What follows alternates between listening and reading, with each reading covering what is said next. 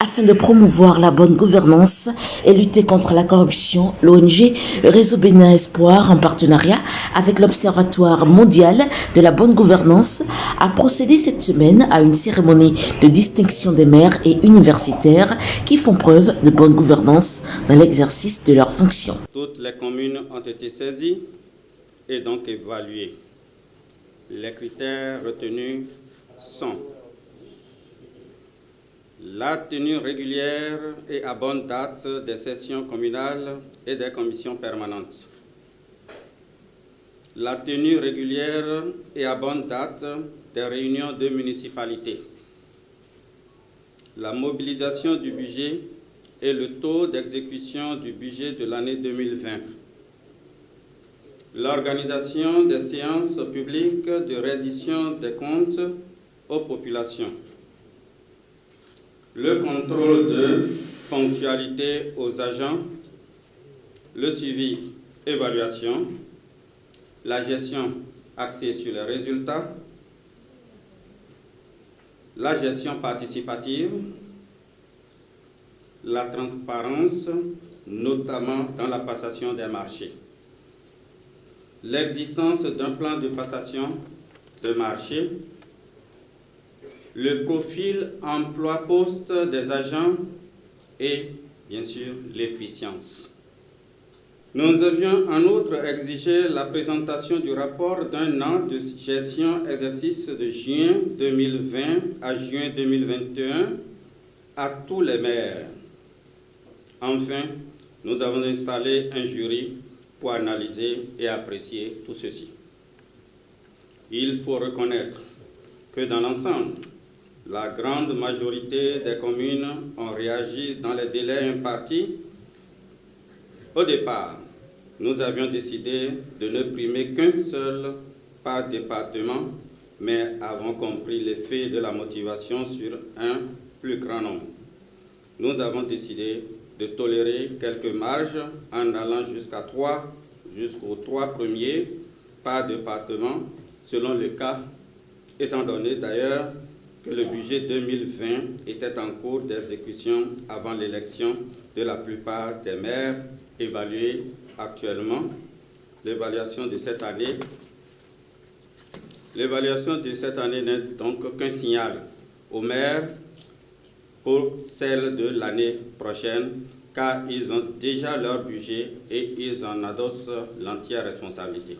Le gouvernement, comme ceux qui sont à l'affût pour contrôler, dénoncer la malgouvernance, se rejoignent. C'est un point de jonction important, car nous savons que la bonne gouvernance fait la préoccupation du chef de l'État, et que nous, de notre position, nous ne manquons de les regarder pour dénoncer ce qui est à dénoncer en termes de bonne gouvernance. Et si cette préoccupation reçoit le cachet de la société civile, nous pouvons dire qu'il y a un point de jonction entre nous. Et tant qu'il y aura des préoccupations de ces gens pour unir les Béninois, nous pouvons dire que nous pouvons espérer que notre pays va se bâtir dans la paix. Donc je félicite tous les récipiendaires pour dire courage. Pour les récipiendaires qui viennent ainsi d'honorer leurs conseils, de même que leur population en faisant preuve de bonne gouvernance, ce mérite est d'abord pour le gouvernement, les chefs services et les conseils communaux. C'est une grande joie qui m'anime et à travers moi, une grande joie qui anime toute la commune de Pobert aujourd'hui pour avoir été sélectionnée comme la première commune en matière de bonne gouvernance.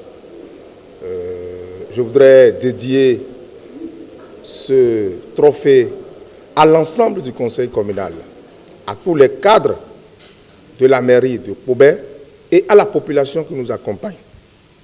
Et dire que c'est vrai que nous avons reçu ce prix aujourd'hui, mais pour nous, c'est un appel à mieux faire, à mieux nous occuper donc,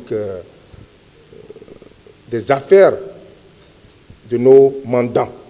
Je tiens déjà à remercier l'ONG Bénin Espoir pour nous avoir distingués parce qu'au niveau du partenariat national de l'eau, nous essayons de faire de l'eau l'affaire de tous.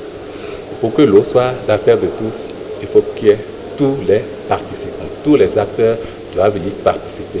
Et il faut qu'on reconnaisse que l'eau est une ressource limitée, qu'il faut gérer avec parcimonie, qu'il faut gérer délicatement. Et pour cela, on demande la participation de tous les acteurs. L'eau doit être à la fois sociale et un bien économique. Pour cela, il faut mettre en place une bonne gouvernance. C'est dans cet exercice que l'ONG a dû me récupérer et me distinguer. Ils ont été sélectionnés après une série d'enquêtes et sur la base de plusieurs critères, dont la tenue régulière et à bonne date des sessions communales, la mobilisation et le taux d'exécution du budget de l'année 2020 et l'organisation des séances publiques de reddition de comptes aux populations.